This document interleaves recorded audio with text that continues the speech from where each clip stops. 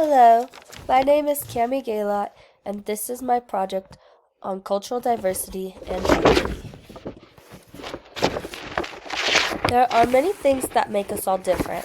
For example, I am a 30-year-old white American female. I only speak English, I am heterosexual, and I currently have no disabilities. All of these things make up who I am. Somehow, through all of my life's experiences, I have decided I want to be an elementary school teacher. I have a passion for helping others and a history that has allowed me to grow up in many different types of schools. For my project proposal, I chose to work on the intersectionality of disability, Down syndrome, and class. This was an important topic to me because it is something that I knew very little about. No one in my immediate family has any major disabilities. It is important to learn about other people and their differences. I never understood much about people with Down syndrome or the effects that class has on families with disabilities. I hope my project can be as eye-opening for you as it has been for me.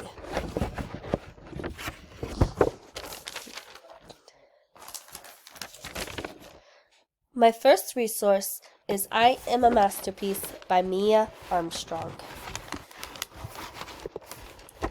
This resource is a children's book about what it's like having Down syndrome.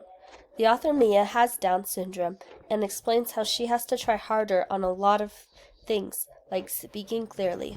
But really, she's just like everyone else. She loves surfing and wishes people would treat her normally and say hello instead of stare. One of the things she says is tying my shoes feels like I have oven mitts on my hands. This shows us how smart she is, but also gives us a look at how her world is slightly different than kids without disabilities.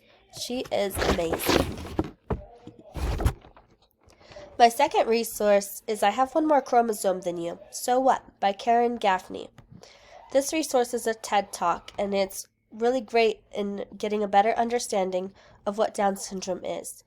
It goes into details about how doctors knew very little about Down syndrome and how many of these pregnancies would be terminated because of the lack of knowledge and fear of having a child who was different.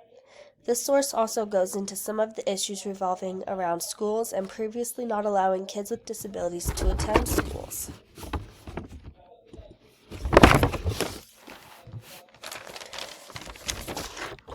My final resource is Socio-Demographic Characteristics of Families of Children with Down Syndrome and the Economic Impacts of Child Disability on Families by Scott D. Gross. This resource is important because it goes into what life is like for different families and classes of kids with disabilities.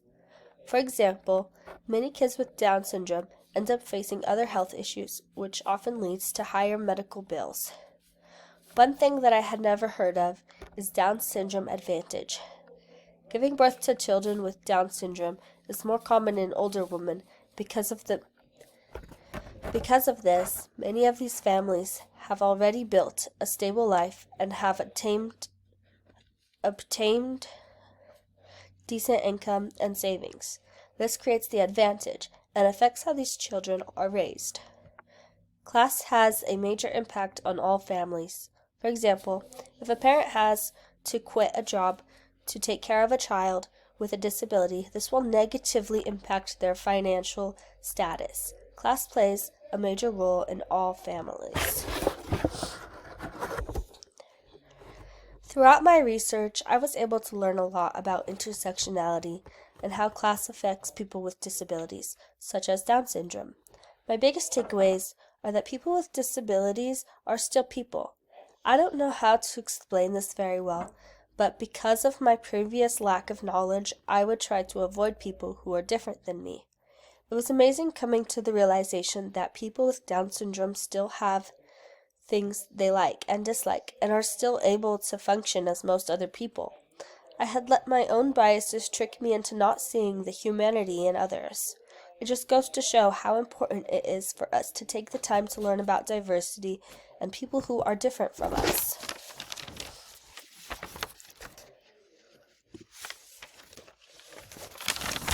Here is a link to all of my resources.